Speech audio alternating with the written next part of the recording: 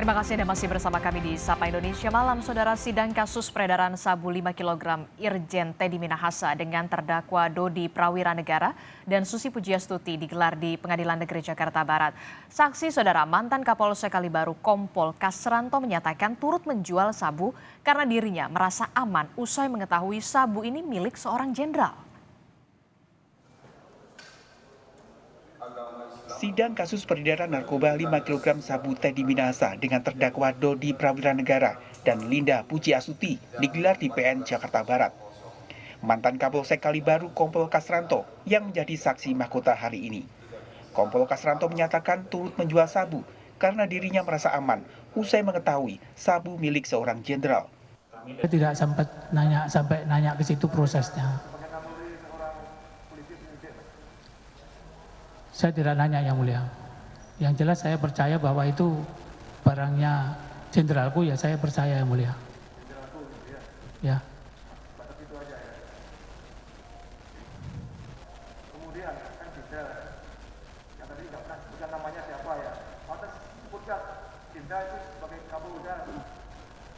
Disebutkan nggak? Tidak disebutkan, jenderalku aja yang mulia.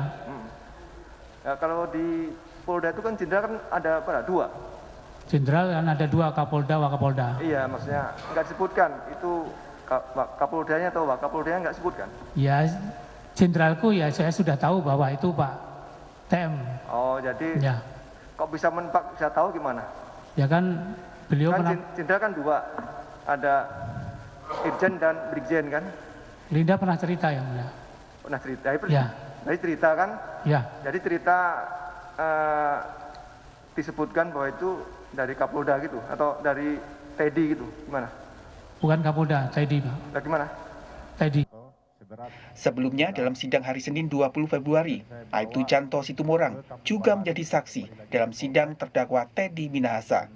Hakim bertanya pada saksi Aibtu Canto Situmorang soal dirinya yang menerima perintah mengantarkan sabu oleh mantan Kapolsek Kalibaru Jakarta Utara, Kompol Kasranto.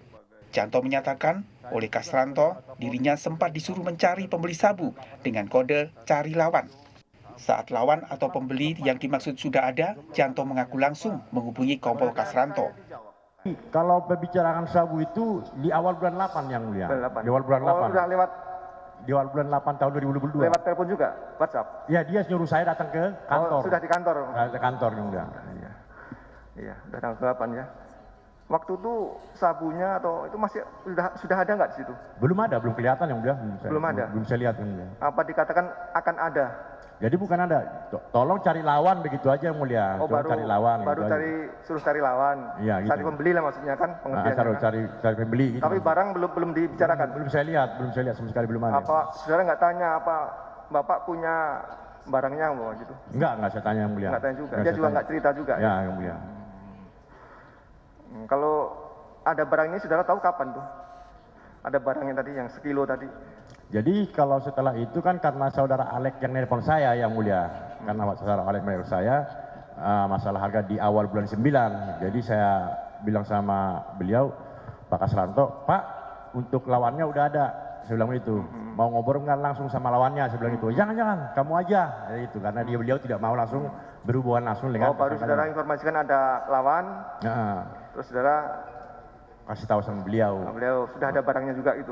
Barangnya belum ada. Belum. Karena duitnya yang pembelinya juga belum kelihatan yang mulia. Jadi waktu itu datang pembelinya saudara Alek itu, saya bilang kalau ada duitnya ya udah telepon saya aja. Om, saya bilang begitu. Jadi setelah ada duitnya dia baru memberitahukan ke saya yang mulia. Dalam sidang yang sama, penasihat hukum Teddy Minahasa, Hotman Parsutapea, sempat menegur Hakim John Sarman Saragih. Hotman mengangkat tangan dan keberatan atas pertanyaan jaksa kepada saksi Canto Situmorang soal asal sabu 1 kg yang dijual kepada bandar narkoba. Bukan waktu mereka menyampaikan, atau berapa? Kapan sidangnya jelas?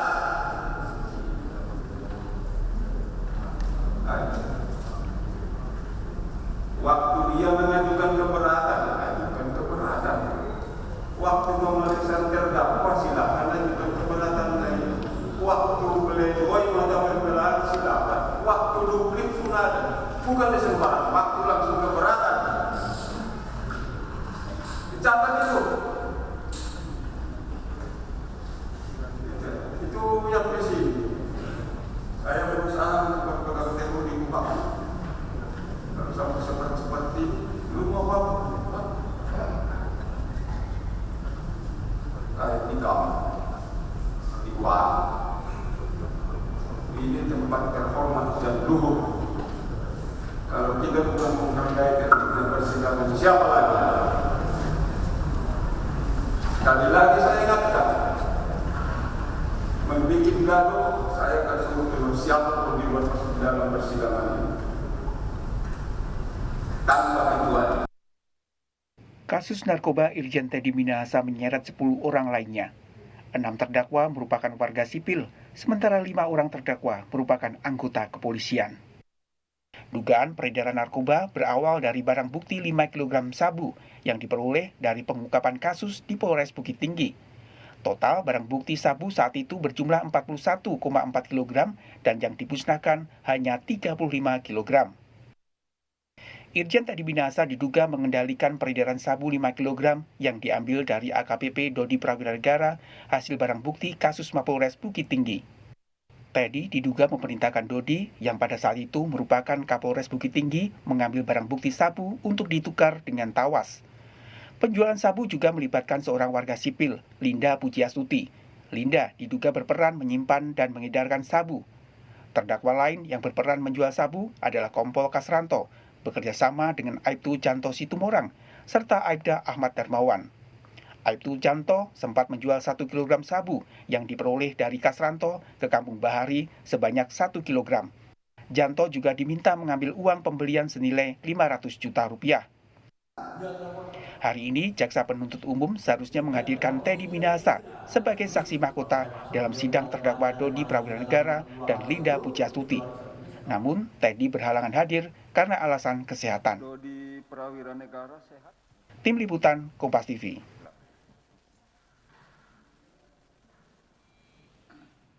Saudara, kasus peredaran narkoba Teddy Minahasa menyeret 5 polisi dan juga 6 warga sipil. Lalu benarkah relasi kuasa masih berperan besar dalam kasus ini? Kita berbincang dengan Arianto Sutadi, staf ahli Kapolri, dan juga ada Adriel Viari Purba, penasihat hukum terdakwa Dodi Prawira Negara. Selamat malam Mas Adriel, selamat malam Pak Arianto. Selamat malam, Mbak. Saya ke Mas Adriel dulu. Mas Adriel, hari ini sekiranya atau seharusnya terdakwa Teddy Minahasa bersaksi untuk klien Anda. Namun tidak bisa dihadirkan karena alasan sakit. Anda menyatakan minta dijemput paksa. Kenapa begitu kekeh? Ya, jadi terima kasih Mbak. Jadi memang hari ini harusnya memang pemeriksaan saksi Teddy Minahasa dan pemeriksaan saksi Kompol Kasranto terhadap saudara terdakwa Dodi dan terdakwa Linda. Jadi memang dalam hal ini JPU sudah memanggil Bapak Teddy Minahasa dengan patut dan layak. Namun kami simpulkan bahwa Pak Teddy Minahasa di sini mangkir dalam untuk memenuhi panggilan JPU sebagai saksi mahkota. Karena memang kami lihat tadi di dalam surat keterangan dari dokter Kejaksaan Agung yang dijelaskan oleh JPU dalam persidangan, kami lihat di situ tertulis bahwa Teddy Minahasa sehat walafiat dan bisa beraktivitas seperti biasa. Nah, itu yang dijelaskan JPU tadi. Makanya kami sangat miris gitu. Kenapa dia sehat, ya sudah diperiksa oleh dokter Kejaksaan Agung, dinyatakan sehat dan bisa ikut persidangan, tapi tidak ikut sidang, gitu. Itu kan berarti kita simpulkan dia mangkir gitu loh. Ini pengadilan yang terhormat gitu loh. Dia nggak bisa suka-suka untuk tidak ikut. Nanti ke depan bisa jadi terdakwa atau saksi-saksi juga bisa begitu. Kan harus betul-betul dinyatakan sakit dan harus ada alasan yang mendasar menurut kami gitu. Jadi Anda menyatakan atau menilai kemudian Teddy Minahasa ini mangkir dengan alasan sakit. Betul. Begitu ya, Mas Adriel? Walaupun ya benar, walaupun kami juga tidak tahu apa sebenarnya penyebabnya. Apa kami rasa dia takut untuk memberikan kesaksian di muka persidangan karena langsung berhadapan dengan anak buahnya langsung, Bapak AKBP Dodi Prawira Negara dan Ibu Linda Pujiastuti. Gitu. Jadi kan karena kami duga kuat dia ini kan pasti membuat skenario Menduga kuat. Gitu. Mungkin kami rasa hari ini dia takut untuk tidak bisa mempertahankan skenario itu karena langsung berhadapan dengan anak buahnya. Karena sebelumnya hari Senin dia sidang, dia sehat-sehat aja, nggak ada masalah. Masa selang sehari langsung sakit yang berlebihan sampai tidak bisa hadir, dan alasannya kata JPU dia itu hanya sakit batuk sedikit. Sakit batuk sedikit itu kan bisa sidang harus, tapi kenapa? Nah makanya kita harus sama-sama cari tahu kenapa dia bisa tidak hadir sidang hari ini gitu. Karena kami rasa dia takut.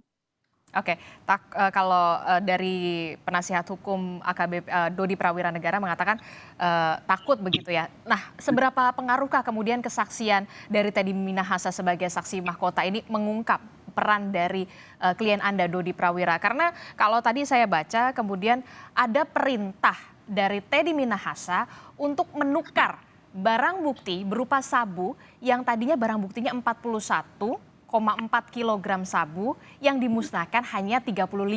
Nah, yang 5 kilogramnya ini ada pertukaran, betul tidak? Betul, ada pertukaran dan itu jadi kan gini Mbak, kan kita bukan hanya satu saksi yang mengatakan demikian. Ini kan semua saksi berkesesuaian gitu ya, persesuaian antara saksi-saksi. Baik itu terdakwa Samsul Ma'arif, terdakwa Dodi, terdakwa Linda, terdakwa Pak Asranto, semua mengatakan.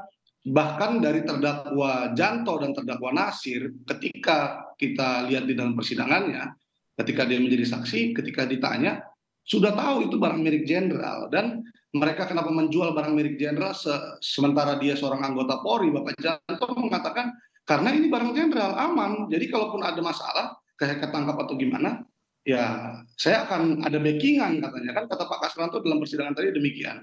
Jadi maksud saya, kalau penukaran tabu dengan tawas itu sudah diakui oleh Bapak Dodi karena dia memang memerintah orang terdekatnya ataupun orang kepercayaannya Bapak Samsul Arif gitu loh. Jadi memang betul ada perintah untuk menukar barang bukti sabu 5 kg ini dengan tawas begitu ya? Jadi memang perintah tersebut adalah terhadap Bapak Dodi dari Bapak Teddy Minahasa. Ya, yang kita lihat di dalam chat WhatsApp-nya yang sudah di digital forensik, nanti kan juga ahli akan dihadirkan JPU tuh Mbak, ahli digital forensik nanti akan menerangkan bahwa bagaimana alur cerita di mana Bapak Teddy Minahasa ini terus mencecar Bapak Dodi untuk mengarahkan kepada Linda dan akhirnya menerima uang. Gitu. Oke, saya ke Pak Arianto. Pak Arianto, ini kan sebenarnya hampir sama ya dengan kasus Verdi Sambo soal bagaimana perintah atasan kepada bawahannya. Sama seperti Teddy Minahasa kepada bawahannya Dodi Prawira Negara dan juga beberapa polisi yang kemudian ikut terseret. Apakah relasi kuasa ini masih begitu lekat sekali atau seperti apa kalau Pak Arianto sendiri melihatnya? Ya, memang dalam kehidupan polisi itu ya perintah atasan ke bawahan itu sudah paling mendasar itu. Hari-hari itu di dalam dunia kepolisian baik dalam tugas maupun di luar tugas itu tidak lepas dari adanya perintah ataupun perintah dari atasan kepada bawahan. Entah untuk urusan pribadi atau urusan kedinasan. Itu sudah melekat kayak gitu. Hanya kalau di sini ya saya bedakan dengan yang terjadi di tempat Pak Sambo sana itu antara yang merintah dengan yang diperintah itu. Kalau yang di kasusnya Pak Sambo itu yang diperintah itu tidak tahu persis apakah yang disuruh itu melanggar hukum apa tidak gitu. Di sana itu ya. Contoh seperti dalam merusak penyidikan gitu. Itu sama sekali yang bawahan kan nggak ngerti apa yang dikerjakan itu apakah itu dalam rangka penyidikan atau untuk menghilangkan penyidikan dan untuk mengamankan skenario Pak Sambo. Tapi kan kalau untuk kasus ini kan berarti seharusnya Dodi Prawira Negara juga harusnya tahu begitu ya. Kalau ini melanggar hukum. Kalau saya dalam kasus ini yang diperintah itu pasti terbesit ini benar apa enggak pasti gitu ya. Cuman yang ingin saya tanyakan ya yang saya tidak pasti ini penyisian barang bukti itu ya sabu itu ya apa yang mau dimusnahkan kemudian disisihkan kan diperintah itu ya. Itu pasti dipikirnya tadinya diperintahkan disisihkan untuk tujuan yang lain, misalnya untuk memancing bandar yang lain, mungkin bisa jadi begitu. Itu jadi yang saya tidak tahu ini apakah itu sudah terjadi sebelumnya sudah pernah terjadi atau baru sekali itu terjadi. Jadi yang Nah, masih jadi ya, tanda tanya apakah ini masih memang tanda sudah tanya situ. terjadi sebelum-sebelumnya baru Ya, ketahuan atau bagaimana atau baru ya, ini ketahuan gitu ya? seperti tadi itu keterangannya Kapolsek, ini karena Pak Jenderal udah aman kan itu, apalagi dengan Mami, itu kan berarti kan sudah akrab. Antara pelaku-pelaku yang di bawah ini semua yang tadinya mengatakan itu karena itunya Pak Jenderal pasti aman, itu kan menunjukkan bahwa itu sudah terbiasa itu apa itu jual belinya itu dari si Mami kemudian ini. Oke, Itu jadi bahkan menunjukkan sudah ada diksi-diksi tertentu iya, aman barang iya, jenderal begitu ya, Pak Arianto. Pak Arianto, kira-kira kalau gitu dari ya. segi etiknya ini seperti apa? Kan memang sudah ada perkapnya, walaupun memang perintah atasan, kalau melanggar hukum itu wajib untuk ditolak. Kalau di sini saya nggak lihat kepada perintah atasan di sini. Kalau di dalam observasi justice saya kemarin tuh melekat itu karena perintah atasan mereka melakukan. Kalau di sini saya kira mereka itu yang terlibat di dalam ini kan jual beli narkoba itu ya. Entah itu bukan atas perintah apa tidak kan dia tahu tuh. Yang jelas jual beli narkoba itu pasti ilegal gitu kan. Kecuali kalau untuk kontrol delivery itu lain ya. Itu. Tapi kalau untuk kontrol delivery itu gini Bu ya, kalau polisi kan dikasih kewenangan ataupun suatu cara yaitu kalau mau jebak bandar itu dia boleh jual gitu, pura-pura jual kemudian nanti ditangkap ya, itu bisa kan. Jadi kalau Anda sendiri Pak Arianto melihat kalau ini bukan perintah tapi memang sudah dikatakan rantai bisnis narkoba begitu? Patut diduga rantainya udah kayak gitu, sudah terbentuk kayak gitu sebelumnya ya. Sorry kalau saya kira pasti bukan hanya terjadi sekali ini aja. Saya Peredaran di bawah lah ya. Kalau Oke. lihat gejala-gejala kayak gitu. Tapi ini belum tentu benar juga ya. Karena kalau saya sih hanya mempermasalahkan itu perintah untuk menyisihkan kemudian menjual itu pasti pertama kali diduga apakah ini untuk kontrol delivery atau tidak. Kalau itu jelas itu diduga mau dijual ya itu harusnya udah otomatis dia menolak kan. Seperti tadi Pak Dodi katanya kan disuruh nyisihkan aja kan nggak mau kan gitu kan. Tapi kan terjadi juga gitu. Itu kayak gini nih yang memang dalam hal ini agak sulit ya untuk masing-masing untuk melepaskan dengan dalih bahwa itu perintah atasan. Dalam hari ini kalau untuk kasus ini kayaknya ini nggak berlaku nih, hakim nggak akan menerima alasan bahwa ini karena perintah atasan kepada bawahan ini. Oke, tanggapannya Mas Adriel.